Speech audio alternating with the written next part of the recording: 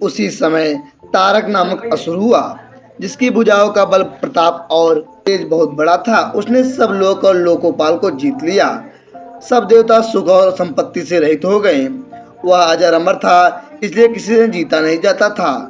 देवता उसके साथ बहुत तरह की लड़ाइयाँ लड़कर हार गए। तब उन्होंने ब्रह्मा जी के पास जाकर पुकार मचाई। ब्रह्मा जी ने सब देवताओं को दुखी देखा। ब्रह्मा जी ने सबको समझाकर कहा, इस दैत्य की मृत्यु तब होगी जब शिव जी के वीर से पुत्र उत्पन्न हो। इसको युद्ध में वही जीतेगा। मेरी बात सुनकर उपाय करो, ईश्वर सहायता करेंगे और काम हो जाएगा। सती जी ने जो दक्ष के यज्ञ में देह का त्याग किया था, उन्होंने अब हिमाचल के घर जाकर जन्म लिया है। उन्होंने शिव जी को पति बनाने के लिए तप किया। इधर शिव जी सब छोड़ छाड़ कर समाधि लगा बैठे हैं। यद्यपि है तो बड़े असमंजस की बात, तभी मेरी एक बात सुनो। तुम जाकर कामदेव को शिव जी के पास भेजो। वह शिव जी के मन में क्षोभ उत्पन्न करें, तब हम जाकर शिव जी के चरणों में सिर रख देंगे और जबरदस्ती विवाह करा देंगे। इस प्रकार भले ही देवताओं का हित हो। सब ने कहा, यह सम्मति बहुत अच्छी है। फिर देवताओं ने बड़े प्रेम से स्तुति की। 5 बार धारण करने वाला और मछली के चिन्ह युक्त ध्वजा वाला कामदेव प्रकट हुआ। देवताओं ने कामदेव से अपनी सारी विपत्ति कही। कामदेव ने सुनकर मन में विचार किया और हंसकर देवताओं से यह कहा कि शिव जी के साथ विरोध करने में मेरी कुशल नहीं है, तथापि मैं तुम्हारा काम तो करूंगा, क्योंकि वेद दूसरे के उपकार को परम धर्म कहते हैं। जो दूसरों के हित के लिए अपना शरीर त्याग देता है, संत सदा उसकी बड़ाई करते हैं। यो कह और सबको सिर नवाकर कामदेव अपने पुष्पक धनुष को हाथ में लेकर वसंतादि सहायकों के साथ चला। चलते समय कामदेव ने हृदय में ऐसा विचार किया कि शिव जी के साथ विरोध करने में मेरा मरण निश्चित है। तब उसने अपना प्रभाव फैलाया और समस्त संसार को अपने वश में कर लिया। जिस समय उस मछली के चिन्ह की ध्वजा वाले कामदेव ने कोप किया, उस समय क्षण भर में ही वेदों की सारी मर्यादा मिट गई। ब्रह्मचर्य, नियम, नाना प्रकार के संयम, धीरज, धर्म, ज्ञान, विज्ञान, सदाचार, जप, योग, वैराग्य आदि विवेक की सारी सेना डरकर भाग गई। विवेक अपने सहायकों सहित भाग गया। उसके योद्धा रणभूमि में पीड़ दिखा गए। उस समय वे सब सदग्रंथ रूपी पर्वत की कंदराओं में जा छिपे, अर्थात ज्ञान, वैराग्य, संयम, नियम, सदाचार आदि ग्रंथों में ही लिखे रह गए। उनका आचरण छूट गया। सारे जगत में खलबली मच गई और सब कहने लगे, हे विधाता, अब क्या होने वाला है? हमारी रक्षा कौन करेगा? ऐसा दो सिर वाला कौन है जिसके लिए रति के पति कामदेव ने कोप करके हाथ में धनुष बाण उठाया है? जगत में स्त्री पुरुष संज्ञा वाले जितने चर अचर प्राणी थे, वे सब अपनी अपनी मर्यादा छोड़कर काम के वश हो गए। सबके हृदय में काम की इच्छा हो गई। लताओं बेलों को देखकर वृक्षों की डालियां झुकने लगी। नदियां उमड़ उमड़ कर समुद्र की ओर दौड़ी और ताल तलैया भी आपस में संगम करने लगी, मिलने जुलने लगी। जब जड़, वृक्ष, नदी आदि की यह दशा कही गई, तब चेतन जीवों की करनी कौन कह सकता है? आकाश, जल और पृथ्वी पर विचरने वाले सारे पशु पक्षी अपने संयोग का समय भूलकर काम के वश हो गए।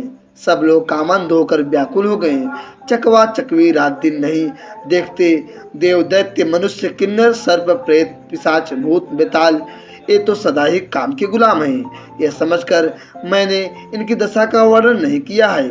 सिद्ध, विरक्त, महामुनि और महान योगी भी काम के वश होकर योग रहित या स्त्री के विरही हो गए। जब योगीश्वर और तपस्वी भी काम के वश हो गए, तब पामर मनुष्यों की कौन कहे, जो समस्त चराचर जगत को ब्रह्ममय देखते हैं। जब योगीश्वर और तपस्वी भी काम के वश हो गए, तब पामर मनुष्यों को कौन कहे, जो समस्त चराचर जगत को ब्रह्ममय देखते हैं। वे अब उसे स्त्रीमय देखने लगे।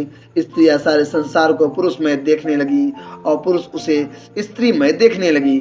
2 घड़ी तक सारे ब्रह्मांड के अंदर कामदेव का रचा हुआ यह कौतुक तमाशा रहा। किसी ने भी हृदय में धैर्य नहीं धारण किया। कामदेव ने सबके मन हर लिए। श्री रघुनाथ जी ने जिनकी रक्षा की, केवल वे ही उस समय बचे रहे।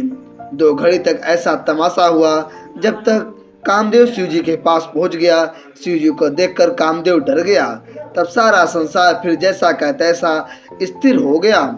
तुरंत ही सब जीव वैसे ही सुखी हो गए जैसे मतवाले नशा पिए हुए लोग मद नशा उतर जाने पर सुखी होते हैं। दुराधर्ष जिनको पराजित करना अत्यंत ही कठिन है और दुर्गम जिनका पार पाना कठिन है, भगवान संपूर्ण ईश्वर धर्म यश श्री ज्ञान और वैराग्य रूप 6 ईश्वरीय गुणों से युक्त रुद्र महाभयंकर शिव जी को देखकर कामदेव भयभीत हो गया। लौट जाने में लज्जा मालूम होती है और करते कुछ बनता नहीं। आखिर मन में मरने का निश्चय करके उसने उपाय रचा। तुरंत ही सुंदर ऋतुराज वसंत को प्रकट किया और फूले हुए नए नए वृक्षों की कतारें सुशोभित हो गए। वन उपवन बावली तालाब और सब दिशाओं के विभाग परम सुंदर हो गए। जहाँ तहाँ मानो प्रेम उमड़ रहा हो, जिसे देखकर मरे हुए मन में भी कामदेव जागने लगा। वन की सुंदरता कहीं नहीं जा सकती। कामरूपी अग्नि का सच्चा मित्र शीतल मंद सुगंधित पवन चलने लगा। सरोवरों में अनेकों कमल खिल गए जिन पर सुंदर भौरों के समूह गुंजार करने लगी। राजहंस और कोयल तोते रसीली बोली बोलने लगे और अप्सराएं गा गा कर नाचने लगी। कामदेव अपनी सेना समेत करोड़ों प्रकार की सब कलाएं उपाय करके हार गए, पर शिव जी की अचल समाधि न डिगी। तब कामदेव क्रोधित हो उठा। आम के वृक्ष की एक सुंदर डाली देखकर मन में क्रोध से भरा हुआ कामदेव उस पर चढ़ गया। उसने पुष्प धनुष पर अपने 5 बाण चढ़ाए और अत्यंत क्रोध से लक्ष्य की ओर ताक कर उन्हें कान तक तान लिया। कामदेव ने तीक्ष्ण बाण छोड़े जो शिव जी के हृदय में लगे। तब उनकी समाधि टूट गई और वे जाग गए। ईश्वर शिव जी के मन में बहुत क्षोभ हुआ। उन्होंने आंखें खोलकर सब ओर देखा। जब आम के पत्तों में छिपे हुए कामदेव को देखा तो उन्हें बड़ा क्रोध हुआ, जिससे तीनों लोग कांप उठे। तब शिव जी ने तीसरा नेत्र खोला। उनके देखते ही कामदेव जलकर भस्म हो गए। जगत में बड़ा हाहाकार मच गया। देवता डर गए, दैत्य सुखी हुए, भोगी लोग कामसुख को याद करके चिंता करने लगे और साधक योगी निष्कंटक हो गए। कामदेव की स्त्री रति अपने पति की यह दशा सुनते ही मूर्छित हो गई। रोती चिल्लाती और भांति भांति से करुणा करती हुई वह शिव जी के पास गई। अत्यंत प्रेम के साथ अनेकों प्रकार से विनती करके हाथ जोड़कर सामने खड़ी हो गई। शीघ्र प्रसन्न होने वाले कृपालु शिव जी अबला असहाय स्त्री को देखकर सुंदर वचन बोले, उसको सत्वाना देने वाले वचन बोले, हे रति, अब से तेरे स्वामी का नाम अनंग होगा। वह बिना ही शरीर के सबको व्यापेगा।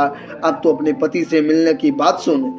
जब पृथ्वी के बड़े भारी भार को उतारने के लिए यदुवंश में श्री कृष्ण का अवतार होगा, तब तेरा पति उनके पुत्र प्रद्युम्न के रूप में उत्पन्न होगा। मेरा यह वचन अन्यथा नहीं होगा। शिव जी के वचन सुनकर रति चली गई। आगे का कथा अगले पार्ट में सुनाएंगे। आप लोग सुनने के लिए चैनल को सब्सक्राइब कर लीजिए।